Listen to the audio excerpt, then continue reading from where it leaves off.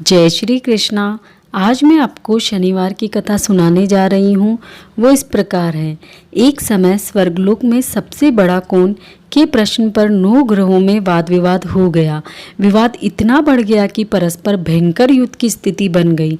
निर्णय लेने के लिए सभी देवता देवराज इंद्र के पास पहुँचे और बोले, हे देवराज, आपको निर्णय करना होगा कि हम में से सबसे बड़ा कौन है।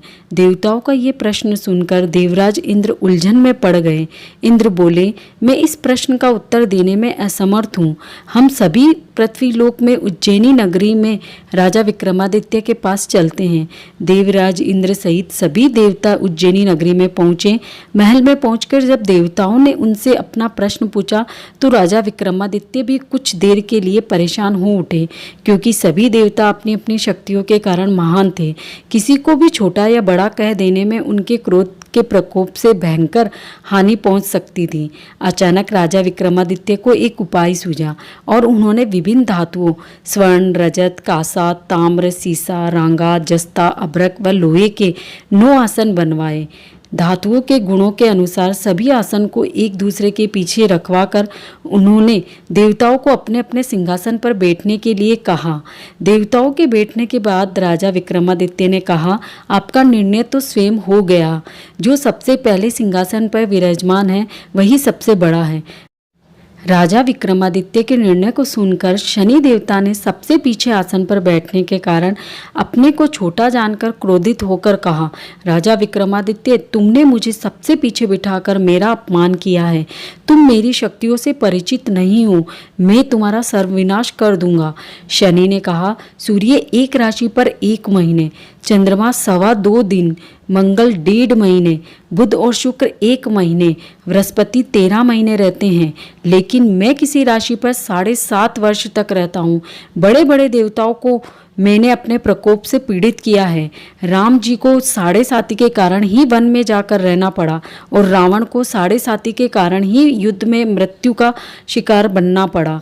राजा, अब तू भी मेरे प्रकोप से नहीं बच सकता। इसके बाद अन्य ग्रह देवताओं तो प्रसन्नता के साथ चले गए, परंतु शनिदेव बड़े क्रोध के साथ वहां से विदा हुए। राजा विक्रमादित्य पहले की तरह न्याय करते रहे। उनके राज्य में सभी स्त्री पुरुष आनंद से जीवन व्यतीत करते रहे। कुछ दिन ऐसे ही बीत गए। उधर शनि देवता अपने अपमान को भूले नहीं थे।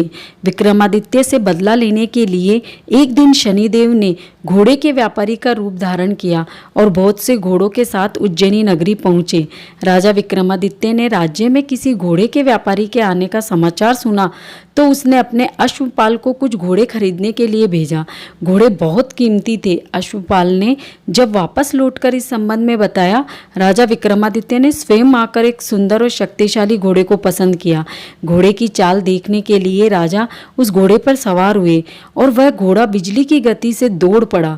तेज इससे दौड़ता घोड़ा राजा को दूर एक जंगल में ले गया और फिर राजा को वहां गिराकर जंगल में कहीं गायब हो गया।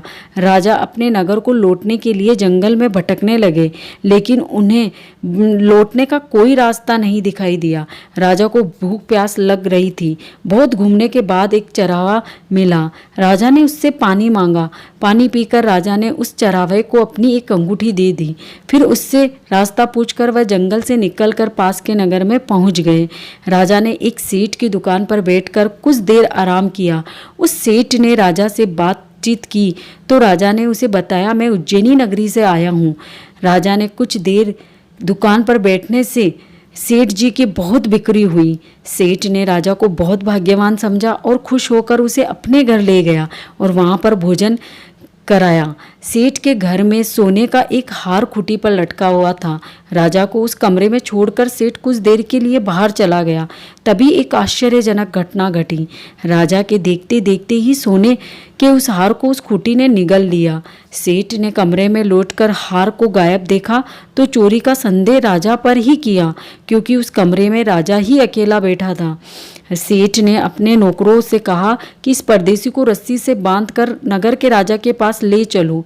राजा ने विक्रमादित्य से हार के बारे में पूछा तो उसने बताया कि उसके देखते देखते ही खूंटी ने हार को निगल लिया। इस पर राजा ने क्रोधित होकर चोरी करने के अपराध में विक्रमादित्य के हाथ पैर काटने का आदेश दे दिया।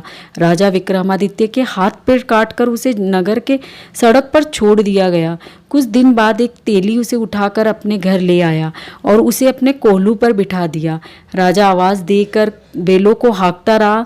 इस तरह तेली का बैल चलता रहा और राजा को भोजन मिलता रहा। शनि के प्रकोप की 7.5 पूरी होने पर वर्षा ऋतु प्रारंभ हुई।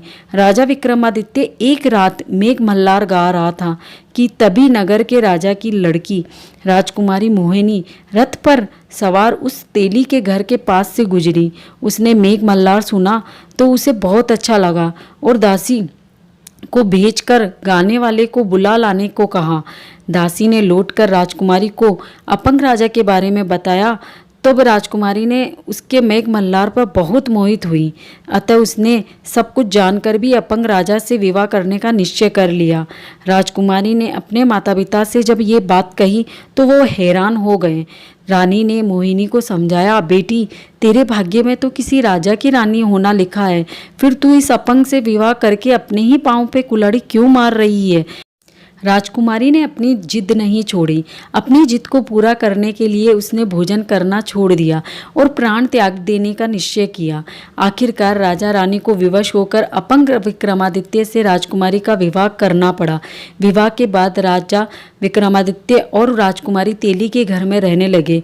उसी रात स्वप्न में शनि देव ने राजा से कहा, राजा तुमने मेरा प्रकोप देख लिया, मैंने तुम्हें अपने अपमान का दंड दिया है। राजा ने कहा कि शनिदेव से क्षमा मांगी और प्रार्थना की कि हे शनिदेव, आपने जितना दुख मुझे दिया है अन्य किसी को मत देना। शनिदेव ने कुछ सोचकर कहा, राजा मैं तुम्हारी प्रार्थना स्वीकार करता हूँ। जो कोई स्त्री पुरुष मेरी पूजा करेगा, शनिवार को व्रत करके मेरी व्रत कथा सुनेगा, उस पर मेरी अनुकंपा बनी रहेगी। प्रातःकाल विक्रमादित्य की नींद खुली तो अपने हाथ पांव देखकर राजा को बहुत खुशी हुई।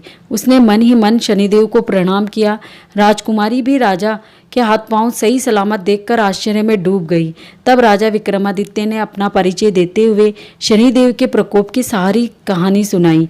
सेठ को जब इस बात का पता चला तो दौड़ता उड़ता तेली के घर पहुंचा और राजा के चरणों में गिरकर क्षमा मांगने लगा।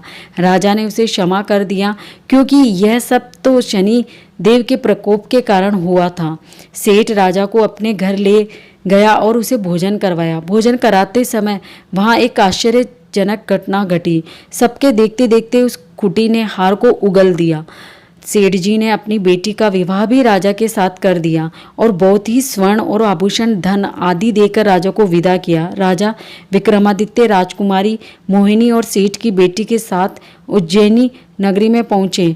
नगरवासी ने बड़े ही हर्ष से उनका स्वागत किया। अगले दिन राजा विक्रमादित्य ने पूरे राज्य में घोषणा करवा दी कि शनि देव सभी देवों में से सर्वश्रेष्ठ है। प्रत्येक स्त्री पुरुष शनिवार को उनका व्रत करे और व्रत कथा अवश्य सुने। राजा विक्रमादित्य की घोषणा से शनिदेव बहुत ही प्रसन्न हुए। शनिवार का व्रत करने और व्रत की कथा सुनने के कारण सभी लोगों की मनोकामना शनिदेव की अनुकंपा से पूरी होने लगी। सभी लोग आनंद पूर्वक रहने लगे। जय श्री कृष्णा। यदि आपको मेरा वीडियो पसंद आया हो तो इसे लाइक और शेयर कीजिए और मेरे चैनल को सब्सक्राइब कीजिए और बेल आइकन को प्रेस कीजिए ताकि मेरे सभी वीडियो के नोटिफिकेशन आपको मिल सके। जय श्री कृष्णा।